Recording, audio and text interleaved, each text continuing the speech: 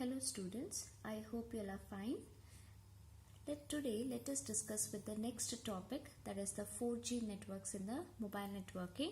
So in our previous video we have already covered with the 3G networks. We have seen what are the data transfer rate in case of the 3G, where it is providing with a 384 kilobits per second at the pedestrian speed and 128 kilobits per second when we are moving in the car, and then it is experiencing with the 2 megabits per second data transfer speed in case of the fixed applications like at homes or the offices, maybe by using the Wi-Fi facility or by the broadband facility. So let us move on to the next generation, that is the currently using generation. We are actually using the 4th generation of our mobile handsets. Okay, so before the 4G had come into existence, based upon 3 characteristics this 4G was being actually implemented. What were those 3 characteristics so that the 4G was being developed? The first one is support for multiple applications and services. This means that the application should be designed in such a way that the application should support for unicasting, multicasting and the broadcasting. Unicasting means there is only one source and one destination where the communication takes place, and the relationship here would be source and destination, that is 1 to 1. I can say an example with the communication between your TV remote and the TV. So your TV remote is acting as a sender, right? And to how many TV? Only to the one TV it can send the signal, and your TV is acting as a receiver. So there is one-to-one connection between your TV and the remote. So application should be designed in such a way that it is supporting for such kind of unicasting communication, and it should also support for the multicasting communication. Multicasting means where there is one source and a group of destination. The relationship here is be one to many. That means, for an example, the communications between the radio station and your home. Say for example, there is one radio station and it will start propagating its radio signals. So wherever the antennas are there at your home or something, they will actually they will grasp those signals, and you will be able to experience the radio signals. Okay, you can get switched on to the different channel like this. You are not the only one who receives the radio signal. There may be many people who might be simultaneously using the radio signals. That means your radio station or radio antenna act as only one sender, and all the number of customers or the number of users at the same time is acting as a receiver. Now what is the relationship between them is one to many. This is what application should be designed in such a way that it should also support, whenever there is a data transmission, it should support for unicasting, multicasting plus the broadcasting. Broadcasting is nothing but one to all communication. Say for an example, live cricket show is going on. That is one to all, irrespective of whichever part you are into the world. Okay, whichever part you are world. So the live cricket show, it is with no matter different countries, though you belong to that country or no, even though in your country also that live telecast will be going on. So means once to all communication. Or example I can give, a host can send the packets to all the hosts in an internet. Okay, internet doesn't have any geographical spread, right? We cannot imagine what is the boundaries of internet. That may be n number of users. So such kinds of data transmission also should support. That is what support for multiple application. And also services. Services means when the applications are being designed, they also see to that there is an enforcement of service level agreements. Now what is the service level agreements is nothing but they are for the privacy and security purpose. Okay, usually this service level agreement, it is actually the commitment between a service provider and the client for the services like quality, availability, responsibility that are agreed between the internet service provider and the user. For example, I can say in 4G, moreover we are using the internet connection. So actually there are two persons who come into picture here, the internet service provider ISP and the telephone communication companies. We are using the telephone lines. Ultimately your data or the internet is being carried by the telephone rights, right? So there is a service level agreement between the ISP and the telephone services. Suppose if the cables are damaged because of the weather condition, if there is a loss of data lies, okay, and then delay sensitive. If any delay takes place, whenever the data transmission takes place between the source and the destination, if there is a loss of data, okay, such kinds of responsibility or such kinds of terms will be there in the service level agreement, which will be the actually commitment between the internet service provider and the client. So applications are not only supporting for the different functionality, but they also come under with the service level agreements in order to see to that your network is completely supported with those particular applications. Next important characteristic is quality of services, which is very, very important. So here it says that it supports for the application of admission control and scheduling algorithm regardless of underlying infrastructure and operator diversity. Now what exactly this application of admission control? Admission control is nothing but the validation process. See, before you get connected to the other end, before you get connected to the destination, or before you transfer any kind of data, so the validation process will be taking place in the communication system, where the check is being performed before the connection is established to see that resources are sufficient for the proposed connection. Okay, if suppose for an example, you are asking for the Facebook .com, that web page, if you are asking for, but before they transfer any kind of data, admission control will be checked for. It's a validation process. They will actually, whenever you give for your email ID and the password, at the end it will go to the server and they perform the validation whether you are the genuine user or no by checking your password. This is what is your admission control, and based upon the scheduling algorithm it will deliver the packets. One example, this scheduling algorithms is nothing but it actually sees for the first come first serve basis, it will serve the data. Think that at your home 5 users are there, and all the 5 people are connected to the Wi-Fi and all are accessing the YouTube. They are watching some videos. So whenever the data packets reaches to your home Wi-Fi, so they have to start providing their services to the 5 users, right? To which user first it should provide the data? That is all based upon the first come first serve. This first come first serve, how it is deciding? It is using certain scheduling algorithms. Okay, so in quality of services, they also check for the admission control, which is a validation process, and it will provide the service based upon the scheduling algorithm based regardless of any kind of infrastructure you are using. Suppose if you are a mobile user, or suppose if you are a laptop user, the data internet will not make any distinguish between the mobile and the laptop. Irrespective of any device you use it will deliver the data based upon the first come first serve. And operator diversity, in the sense whichever operator you are using, if you are a Airtel user, if you are a Jio user, it doesn't make any distinction. Same kind of services will be provided based upon the first come first serve. Okay, next, the third important characteristic based upon what the 4G network had come into existence is about the network detection and the network selection. In 4G, it is possible that you can connect to more than one network at a time.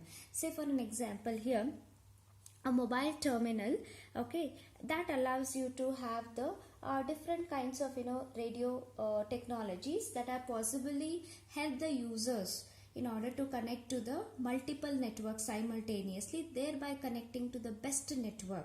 Now, how do you decide which is the best networks among the all networks? It is based upon the service parameters like cost, quality of services, and the capacity for the application.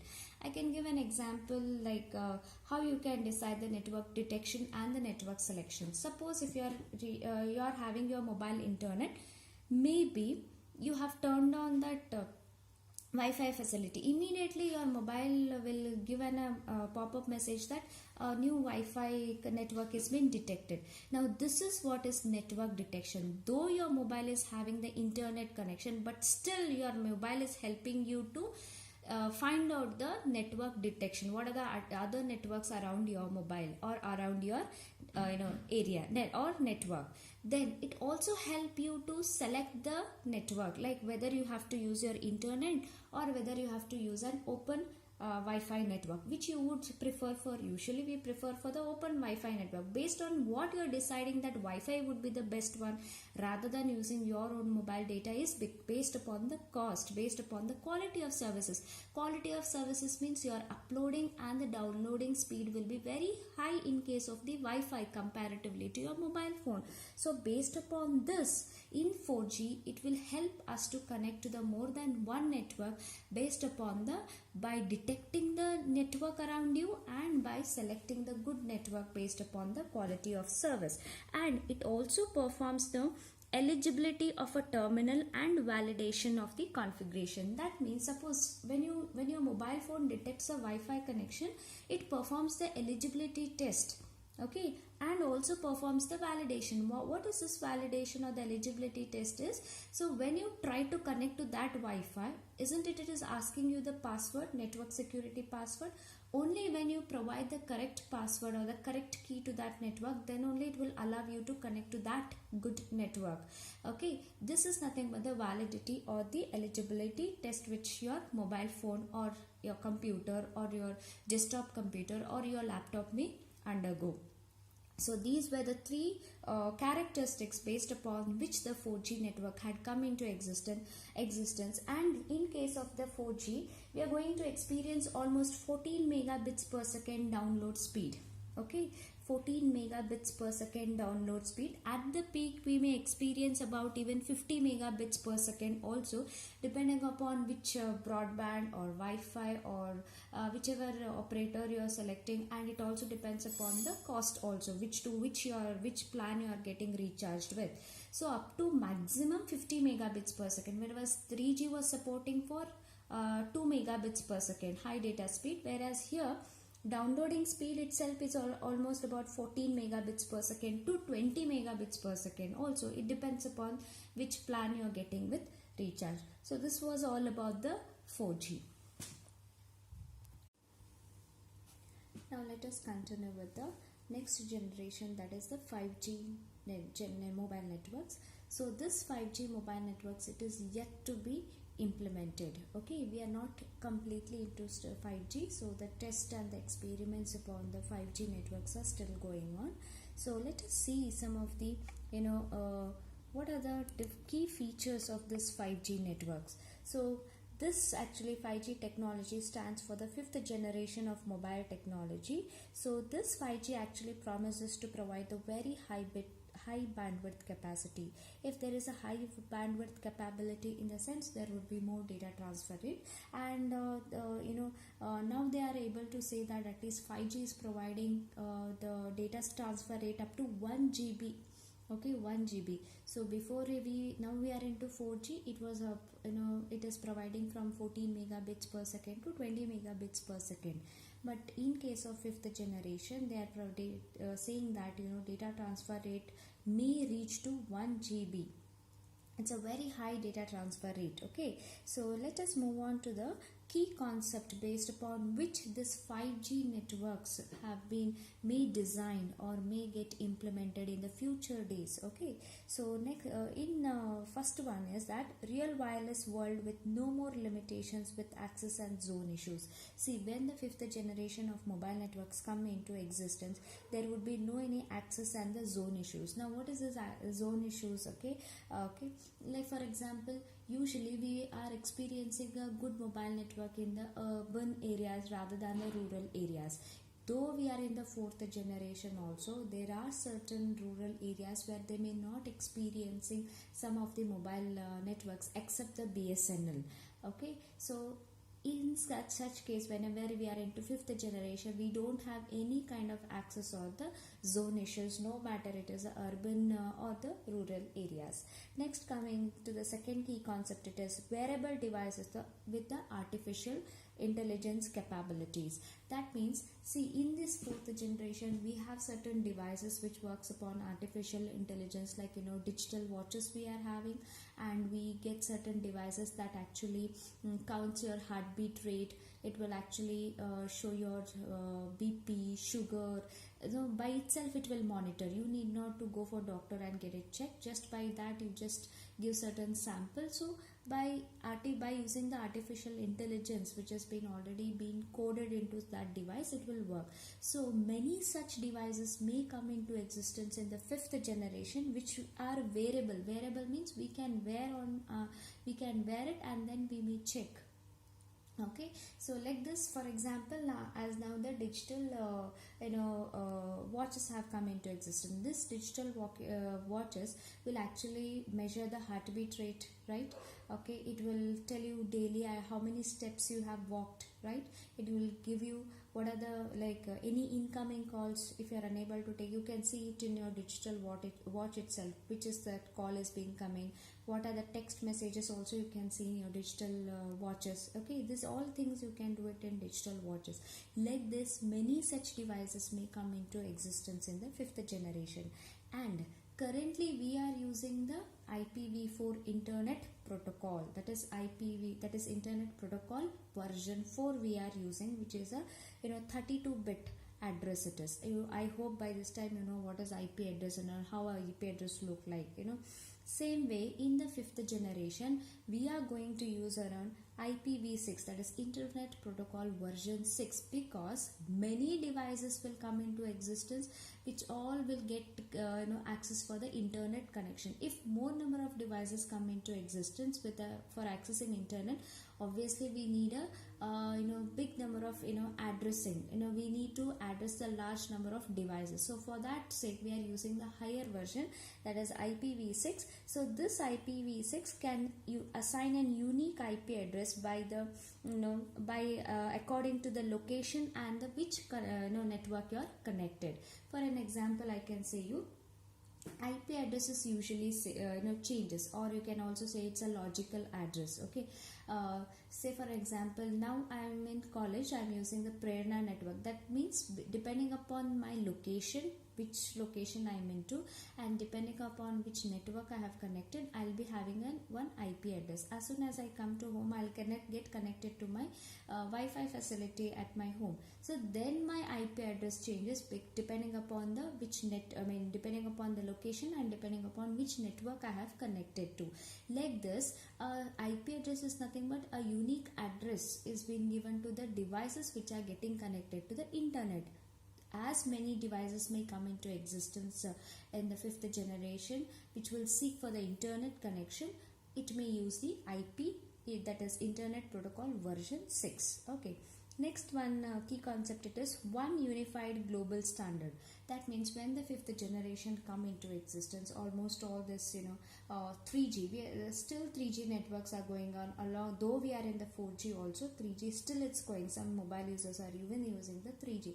So once the fifth generation will come, it becomes a global standard. So all this 3G, 4G will be, maybe those networks will not be into much existence. Next one important key concept is that pervasive networks providing ubiquitous computing. That means here in fifth generation, it will allow the user simultaneously to be connected to the several wireless access technologies.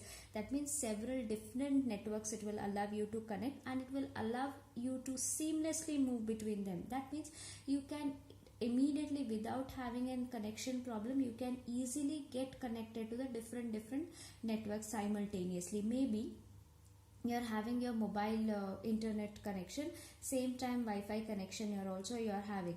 It will allow, without any interruption, it will allow you easily to get connected onto the Wi-Fi and to the mobile network without having any kind of interruption. Now if you want to use mobile network, you can easily switch from Wi-Fi to the mobile. If you want to change from mobile network to the Wi-Fi, you can easily switch on. Like this kind of characteristics is called as pervasive networks providing ubiquitous computing. That means it will allow the users to use the different kinds of wireless access technologies. Okay, then next is the cognitive radio technology. Cognitive radio technology is nothing but, so there would be many radio technology technologies which may come into existence in the fifth generation, which can also be called as the smart radio. Okay, and the radios which come into existence in the fifth radio technology, that would be software based also. Okay, so this cognitive radio technology allows you to have the different radio technology to share the same spectrum efficiently by using the or by finding any unused spectrum if it is there. Say, what is this spectrum and all? Like we have studied already this in the CDMA. I'll give an example and I'll explain you with this one. So in case of CDMA, what we are having, we are using the same spread spectrum technology, where the multiple users are sharing the same spectrum. Suppose if the frequency is about 200 megahertz, that means each user is getting the 200 megahertz frequency in order to send the data. Whereas in case of GSM, that 200 megahertz actually it is being divided into 8 time slots. Okay, so each one is getting how much? 25 megahertz. 200 divided by 8 means each one is getting 25 megahertz capacity to send their data. So obviously the data transfer rate will be less. So in case of fifth generation, a smart radio would come into existence that makes use of the different kinds of radio technology that will allow you to share the same spectrum. That means, for an example, if there is a carrier size is about, if or the carrier size or the channel size, if it is 200 megahertz, if your sending data is hardly about 100 megahertz, then obviously there would be a loss of 100 megahertz again. So radio which will come into existence, it will detect if there is any unused spectrum or unused spaces there in your frequency. If so, it will make use of those unused spectrum and it will allow multiple users to get connected to by using these radio technologies. Okay, and they may be, so this kind of dynamic radio resource management which will be achieved, and it might be software based defined radio also. I hope you are understanding. Cognitive radio technology is nothing but it's a kind of a smart radio technology that will allow the multiple users to get to the radio technology by using the complete channel. Complete channel means if your channel is of 500 megahertz means it will use 500 megahertz. If in case if there are 5 instead of 500 megahertz, if it is 450 megahertz, it will detect even that unused frequency range, it will detect and it will utilize it in a proper and efficient way. This is all about the cognitive radio technology. And the next one important key concept is about the high altitude stratospheric platform station system, that is HAPS. You can see here in this slide. So this is the fifth generation smartphone which may come into existence in the future generation, and this is what is high altitude stratospheric platform station systems. Now these are nothing but the reusable unmanned aeronautical vehicles, that is UAV, that is unmanned aeronautical vehicles. So these will be at the stratospheric altitudes of the earth. You know what is stratospheric, stratosphere, hemisphere in the earth, right? So it will be placed at the stratospheric altitudes that offer an alternative satellite telecommunication system. Why these HAPS are being used? Suppose now when we are coming into the fifth generation, everything is being going to getting converted to the internet. All the devices will get connected to the internet. Okay, so if more usage of internet is there means we are going to extensively use the satellite communication also. If at any time satellite communication fails, then these HAPS may come into existence. They are the unmanned vehicles. You need to just implement the software into it and they will act as an alternative to the satellite communication. Whatever the satellite perform, same thing they may perform. So by this implementing such kinds of systems, we may reduce the amount of implementation in satellite communication, because the cost and implementation is very high in case of satellite communication. Instead, we can rely on such kinds of devices which may come into existence in the fifth generation. One example I will give you. how the all the devices may get connected to the internet. See, though we are in the 4G, think that suppose if you are traveling somewhere and if you'll go for a lodge for to stay for some time, so they are nowadays they are giving one smart card, right? So if you go to your particular room, okay, if you go to a particular room, you swipe that card outside from your room. As soon as you step in, lights, fans automatically get it automatically they will get on. Now how these are working, it is all based upon the software. Okay, they are all connected over to the internet. Now just by your mobile phone you can control the AC. Okay, you can increase the AC, you can decrease the AC. That's all depending upon the software. So like this, many devices in the 5th generation will just operate based upon the internet. Now if you are outside at home and if you have forgot some to off the lights at your home, being outside only you can control the lights at your home, you can off it. So all these kind of technologies may come into existence in the 5th generation. So these is nothing but cognitive radio technologies. Okay, pervasive network here, providing ubiquitous computing. That means you are seamlessly connecting to the different networks you may connect and you may operate the devices. These are all the key concept of the 5th generation. I hope the 4G and the 5th generation key concepts are clear to you. So in our next video we are going to discuss about the features of the 5th generation technology.